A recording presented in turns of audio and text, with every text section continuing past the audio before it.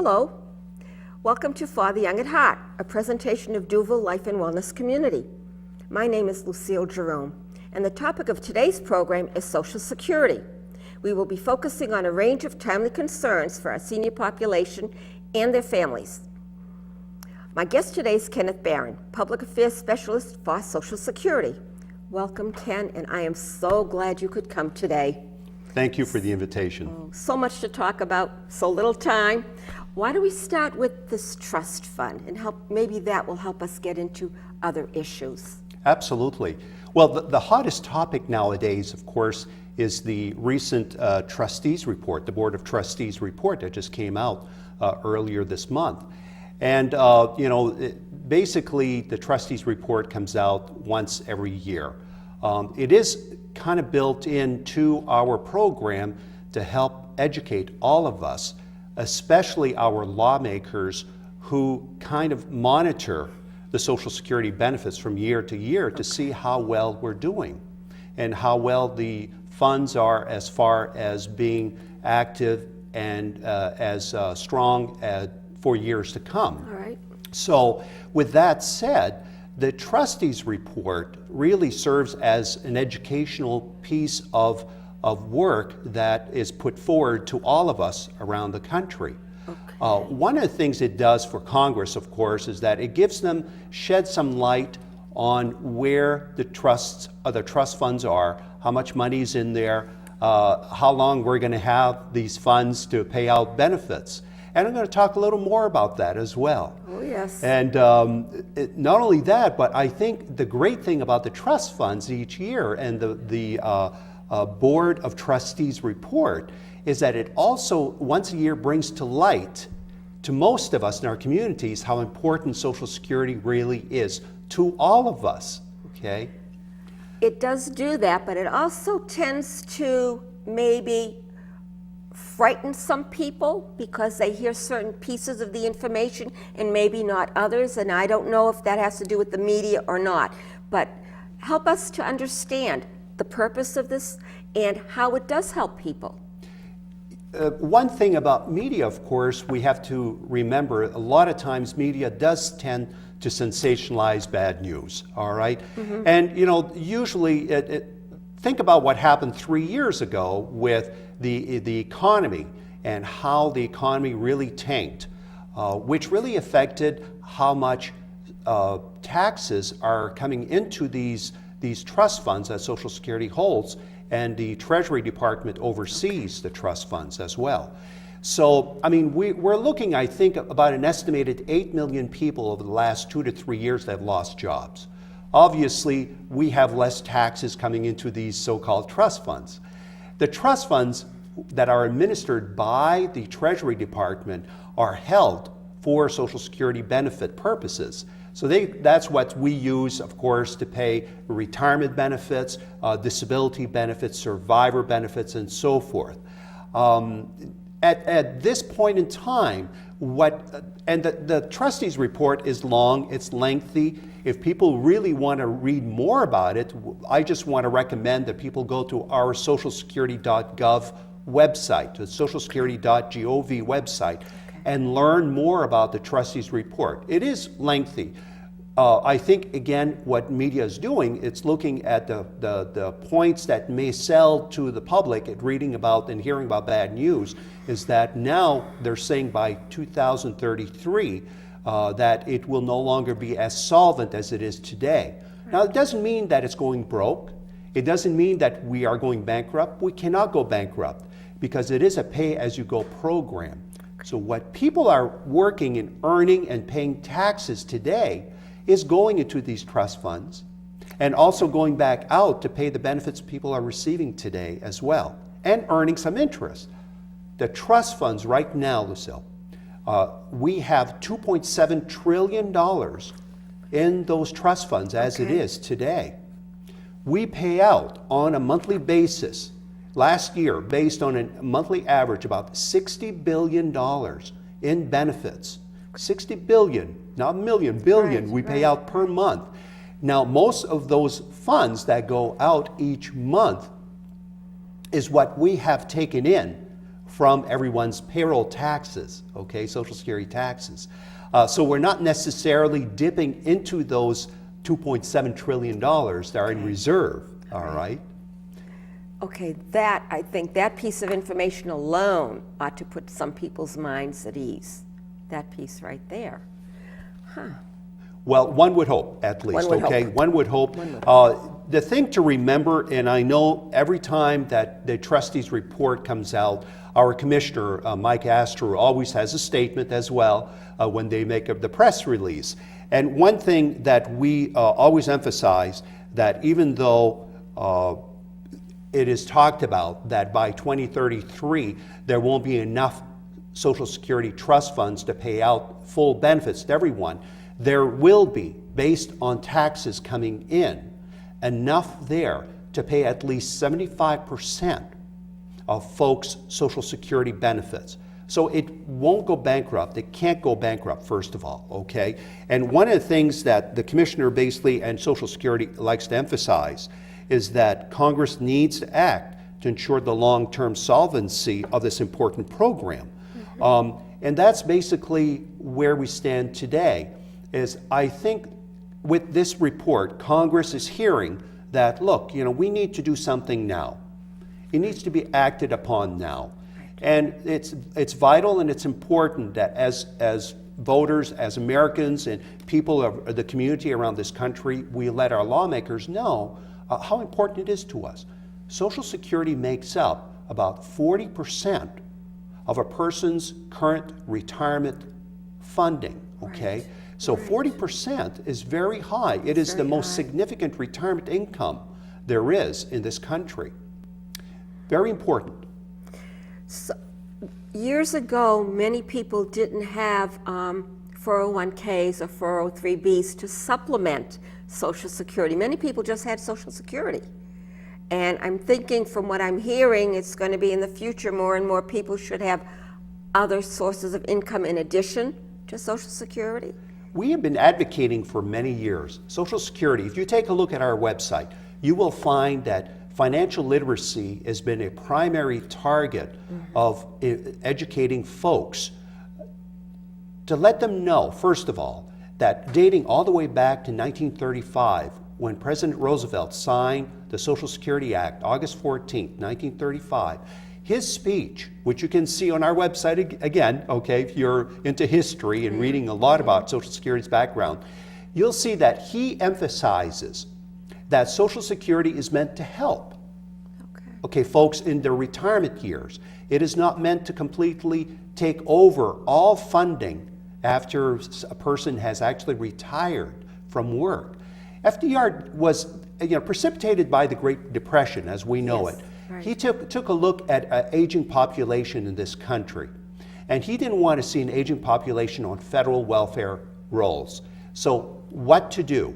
Well, he took a look at some of the other Social Security programs that already existed around the world. There were 20 or more Social Security systems before ours. I didn't know that. Dating all the way back to the 1880s from Germany. And so he took a look at these programs and thought, what a great program. It's self-funded. It is a contract with the American public. That's what he stated back then. It's still treated as that almost 77 years later. But here again, to emphasize, back then and as it is today, that it was never meant to completely replace someone's earnings after they retired from work. So coming back full circle to pensions. Well, pensions were great for many years. A sign of the economy over the last 2 or 3 years, we are seeing pensions leaving left and right. They're just going out the window all the time. So now we need to be taking a look at what else can we do to be proactive, to be putting a retirement portfolio that's going to help me in my retirement years. What to do? Well, there's a lot of financial advisors and planners out in our communities that are just willing and able to help us make sure that that financial portfolio, the retirement portfolio, is well put together. So take a look at other investments, savings. I mean, some folks, even in their retirement years, want to continue working part-time anyhow. So these are great avenues for folks to be thinking about. heading towards those retirement years.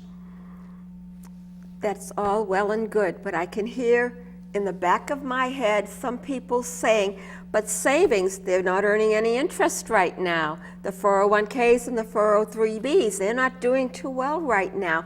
So again, what to do? They still should be putting money aside. They still should be doing that. But there is discouragement out there. There is real discouragement. So maybe some people are thinking, I have to count on Social Security more than I might have had to before. I don't know. The last 2-3 years, we have seen a huge surge of folks who were not expecting to have to retire early. We knew the baby boomers were coming, all right? We knew that years ago. We were prepared for 80 million people retiring over a 20-year period. That's 10,000 people a day. We were prepared for that. What no one was prepared for, no one could have been prepared for, is what happened to the economy 2-3 years ago, all right? And that's where we see a lot of employers with pension plans saying, we can't afford this anymore. So they've been encouraging their employees to start savings accounts. They've been introducing a lot of financial firms coming in and actually putting together some employer sponsored plans, investment plans, the 401s, and I know there's more of these out there. Whatever, the important part of investing, and people think about investing like, oh, I need a lot of money to do this. You really don't need lots of money to start investing. Even in your early 20s, even while you're in college, you can take $5 or $10 a week and put it aside. Start a little investment fund. So you don't have to really drain your bank account to start somewhere, but at least Just start. Just start. Exactly. Just start. And you know what? It is so interesting, and this is why I always encourage people to sit down with a financial advisor or planner. That's their job. They're the experts to really putting a retirement plan together that starts you off small, can build later on. You can pull back if you wish. I mean, this is something that's very flexible, and they can work with you according to your budget, your needs, your education, and so forth. All right? But I understand what you're saying, and I've heard a lot of people, after doing a speech in front of a lot of people, come up to me and say, you're right, it's fine and good, but I don't have that extra money right now. Right. And I understand that, all right? But it's what you can do with it. Sometimes you can, sometimes you can't. But if you can't afford it, a few dollars here and there once in a while, Just start, it helps. no matter how small. And if you start young, at a younger age, it has more time to build up too. Absolutely, Is that right? absolutely, That's it right, does. too. The interesting part about the Social Security program that we also need to touch upon is that when we talk about Social Security, people right away think about the retirement aspect of the program. And it's very important, and we were talking about this earlier, you and I, and Maggie as well, about the younger generations. I mentioned I've got a 26 and 27-year-old son and daughter. Some of us have children in their 30s, their 40s. And what about them? I hear from a lot of them, is there going to be anything for me? That's right. Absolutely. There is going to be something for them. We don't know how much. All right, we don't know how much or what our lawmakers are going to do as far as the Social Security reform to make sure that the trust funds will be solvent for years and years to come, even after 2033. It makes a bigger point for our young folks who are in their 20s and 30s and 40s and 50s to seek other avenues of investing, making sure there's something else there besides Social Security. Right. Now, what happens to a young person in their 20s or 30s or 40s or so forth that doesn't make it to retirement? That they've got to stop working earlier because of a disability? Right. Social Security is there. It's an insurance program that helps an individual that has become disabled, unable to work, meeting our guidelines, all right? That's there. I mean, we have a lot of folks in our communities are just in their 20s, in their 30s, who are on Social Security because of injuries, Some whether disability. it's happened, it's a physical or it's a psychological or a combination of both. This is something to fall back on. How about survivor benefits? What happens if a young mom or dad with children passes away early, untimely? Benefits are there to help support these children as well, and also support the surviving spouse. That's an who's left. excellent benefit. That's All an right. excellent benefit. It is. And I think that everyone has been affected by it somewhere. We know people in our communities. I personally could tell you several stories of my family going through some of these survivor situations, which, it's sad in a sense, but on the other side, when you take a look at what Social Security has built to protect them, it's a wonderful program. I happen to agree. I do think it's a wonderful program. There are fears. People do have fears. Some of them we've touched on. So we've actually touched on one of them. I thought there was supposed to be a trust fund so that we'd never run out of money. What happened? We've actually already covered that. Right. The people did ask me questions to bring to you, but we've actually been touching on some of them. I do have another question, though. If the cost of living, this was asked of me, the cost of living has been going up. Food costs more, gas costs more, although it has come down recently. The utilities are costing more. So people extrapolate from that the cost of living has gone up, but the Social Security doesn't match that cost of living. How does that work? How does Social Security determine whether or not to increase a base benefit? Great question. Back in 1973, there was a law passed by Congress that basically said we're going to monitor the cost of living in this country, and whenever there is an increase in inflation itself, we're going to build in a certain percentage based on inflation and so forth. We're going to build in a cost of living for Social Security recipients right across the board. And since about the early 70s, mid 70s, this has been happening. There was a reform, so it is built into law that it has to happen. Okay. All right, it has to happen. It's not something that we arbitrarily just say, oh, I think we should just throw in an extra 3.6% this year, or this year we won't give anyone anything. What happens is that it's based on the consumer price index from the last quarter of one year Okay. to the end of the following year's third quarter. And if there is inflation, if this country sees inflation, then automatically there is a cost of living added to a Social Security person's Social Security benefit for each individual by December of that year. Back in the early 80s, under President Reagan, they took a look at this inflation factor, and it was set a little too high, so they kind of, what I like to term, tweaked it, okay, that it wouldn't be All right, as fair high, enough. so it wouldn't drain the trust funds so quickly. And so there were a lot of adjustments. I don't know if you remember, back in the early 80s under President Reagan, there were a lot of reforms under Social Security that took place. And so this was one of them. It did kind of tweak that cost of living. Pretty much every year there's been a cost of living increase. Some years the inflation was lower, some years it was higher, and the cost of living that people received reflected that. 2 years ago, we got one of the largest cost of living increases, I think, over a 20-year period. It was well over 5%. And so if everybody remembers in 2008 what happened to really precipitate that cost of the inflation, again, it was the surge of gas prices, of oil prices in 2008 that just drove the inflation right through the roof.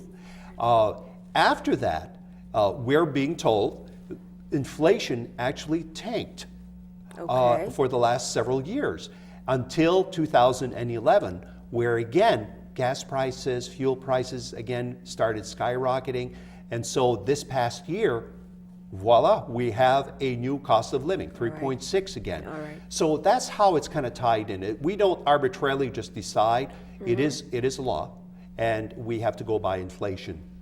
Yes. So there's an inflation index basically that they're going by. That is correct. Okay. That is correct. Yes. which may or may not include food prices or It- utility prices. It includes a whole gambit, the Okay. whole big picture, all right? Okay. But there are certain items that drive the inflation a little higher than others.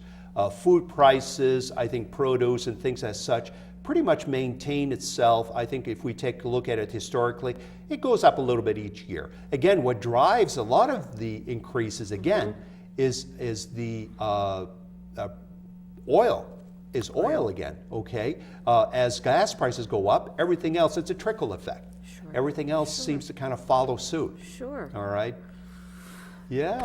A lot of information here There's a for lot us of to talk information. about. Right. Now I see some brochures, and Well, what is this one right here? One of the things that's interesting, that a topic that actually came up had to do with identity theft Yes. and your social security number. Yes. One thing I want to make sure folks are aware of, and again, kind of precipitated because of the economy. There are a lot of folks out in our communities with social media, with the internet, with access to a lot of people's social security, or not their records, their banking records, kind of taking advantage or trying to take advantage of people's good nature. We hear about people receiving phone calls, pretending to be their bank and asking for personal identification, especially their social security numbers. Emails, things people Right. receive via email asking for personal information. People need to be aware that a lot of these entities, a lot of these financial institutions, companies, will not arbitrarily call you and ask you for a lot of personal information. They already have it. It would only apply if you initiate the call to your bank All right. and you say, I need information. Well, then they would have the right to say, okay, well, let me have information about yourself, all right? So we can access those records to protect your rights, obviously. Sure. But for a financial institution or a company, even a credit card company, to call you out of the clear blue sky and pretend that I need to verify your information, please don't give it out. Ask for a name, a phone number, say, you know what, let me call you back. A lot of times, you know what happens? Click, That's you hear a right. dial tone, they hang up right. on you. And you know That's quite right. well that, you know, that it was not meant to be, that there's fraud and potential ID theft involved. The little pamphlet that Social Security puts out, identity theft and your Social Security number, we have a lot of information on our website that actually addresses many of these issues. Important. The first thing in line that I want to make sure folks know, if you've had your wallet stolen, your ID's been stolen, or anything that you feel has been stolen from you, contact your local authorities. File a report immediately, all right? Let your credit card companies know, let your banks know, contact them all. One of the other first lines of communication you need to make is with the credit reporters. Yes. The 3 credit companies that should be contacted and actually report that you need to possibly place a block on any type of credit report. The other very important line that people don't think about, and we have it on our website on socialsecurity.gov, and in here, is to contact the FTC, the Federal Trade Commission, and report, okay, anything that you feel necessary, that, you know, your ID's been stolen or you've been compromised somehow. Would if that were to happen, would someone need to change their Social Security or not necessarily? We will not change a person's Social Security number unless that you have done everything possible to amend ID theft, and your Social Security number is still being compromised. It's still being used for credit checks. That you simply have gone every route possible, and yet your ID. Your identification is so compromised that it's preventing you from doing anything in your life now.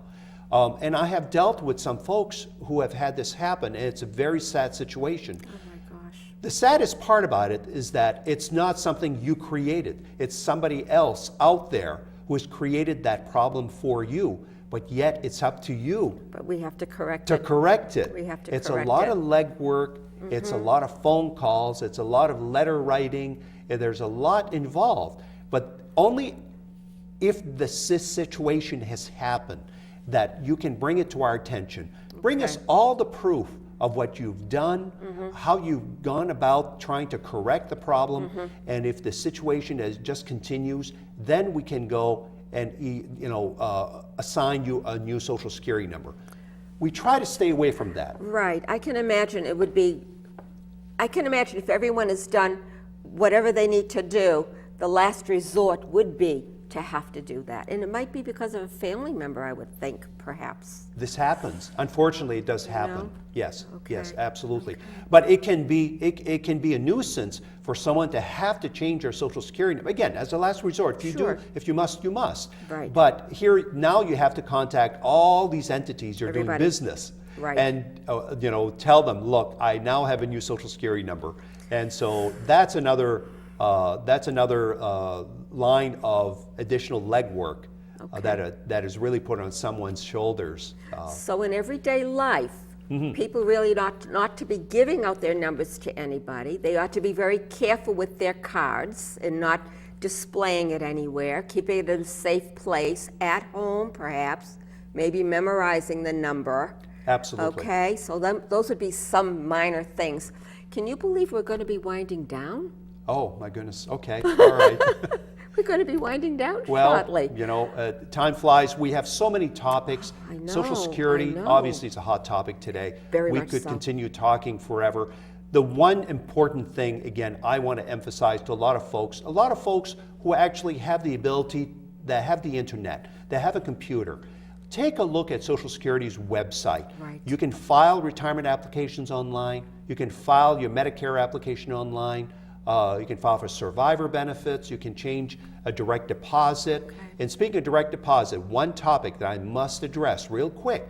Folks need to recognize and realize that by March 1st of 2013, less than a year to go, the U.S. Treasury is requiring everyone to have electronic deposit of their checks. Okay.